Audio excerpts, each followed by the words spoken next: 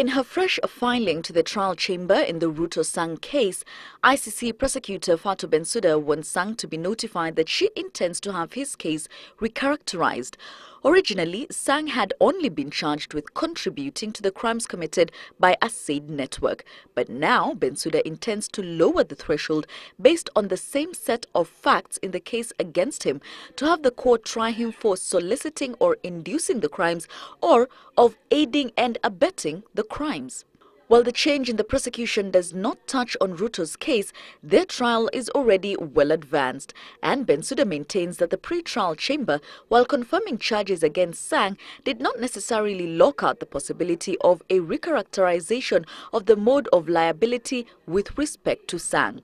This she intends to do before the defense can file a no case to answer motion. Bensouda holds, rather, the prosecution submits, 1, that the factual allegations are broad enough to encompass criminal liability for inducement and or solicitation and aiding, abetting and or otherwise assisting, and that 2, that the evidence on record also supports these modes of liability. Bensouda says she has evidence to the fact that Sang is individually criminally responsible for fanning the violence through the spread of hate messages explicitly revealing the desire to expel the Kikuyu, broadcasting propaganda against PNU supporters, broadcasting preparatory meetings and event locations, organizing fundraising events that finance the attacks, calling on perpetrators to begin the attacks after the presidential election results were announced, and seeking updates on the perpetrators' progress and broadcasting live calls from perpetrators as attacks were being committed. But even as the prosecutor seeks to firm up her case, back at home the onslaught against the ICC continues to gather momentum. A second prayer rally is planned for Ruiru Stadium this Sunday, coming just a week after that held in Kuresoi.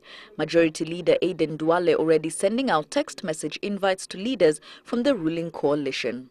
Sources privy to the planning meetings told Citizen TV that a third rally is being planned the following weekend in Mount Elgon in Kapsukuni.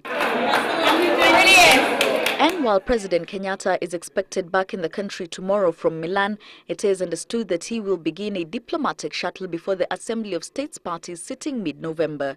Sources say he may ask for a special session of the African Union as well as lobby in Kenya's favor against the ICC. Foreign Affairs Secretary Amina Mohammed could be tasked with getting together the proceedings of the last Assembly of States parties that passed the amendments to the controversial Rule 68 that the ICC used to admit recanted witness statements as evidence.